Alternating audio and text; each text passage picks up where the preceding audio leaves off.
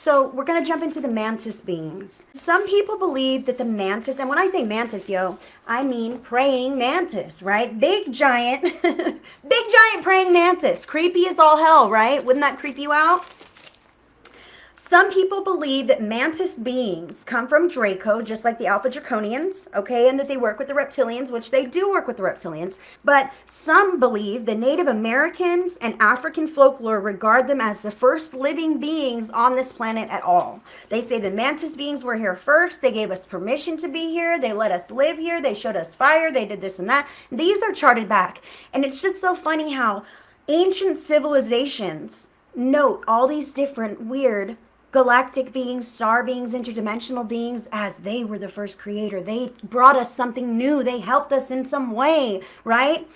So experiencers of mantis beings. Now, I got to tell you guys, what I'm talking about as far as the folklore and the mantis beings and how we regarded them as a culture. Nowadays, the interactions with them would most likely be on a singular level, a single person who is meeting with a mantis being, or a mantis may actually come into, say, your bedroom or something with a couple of small little grays, those little hive mind grays to come help him with whatever he's doing.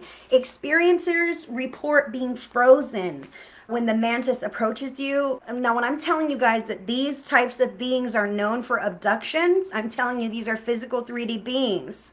And they're known for abductions, okay? We're going to cover some other ones that aren't necessarily known that way. We're more telepathically connected.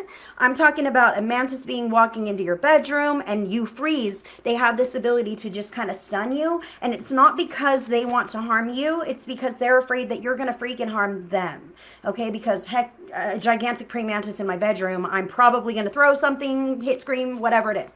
So they can stun you and freeze you, but there is so much benevolent love that is said to come from them for the most part. Now, other people have had other experiences I can't discount. Everyone picks their path. You can be a good one or you can be a bad one, just like human beings. You can be a good guy or you can be kind of a jerk, right?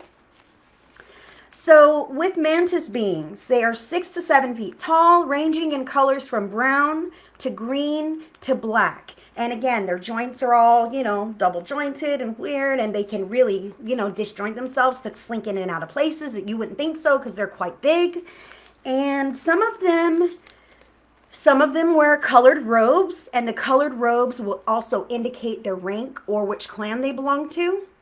If they're not wearing any robes, they're unclothed. That's usually a lesser ranked mantis being, someone who's not as notable. And just to be aware, if they're unclothed, a lot of time their skin will have kind of an oily kind of a substance on the outside of it, and it's kind of distasteful.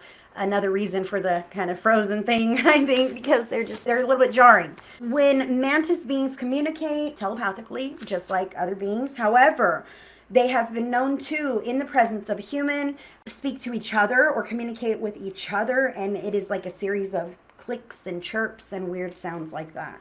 They might be shapeshifters or accompanied by the small grays, like I said, who may help them, or reptilians sometimes. They are known for abductions, for interrogation, for medical procedures, to help with the hybridization program that they have working on, and also to give some holographic education to the humans in which they're interacting. It has been noted that they will connect with the human and holographically project images in between you to suggest what they want you to know. They've shown images of Earth crumbling and dying or whatever to try to get the point across to the human, what's going to happen to this Earth if you guys don't change your ways. So those are different tools and tactics that they have implemented. As far as the hybrid program, I do know of hybrids that are part mantis, and they do have weird double joint things going on.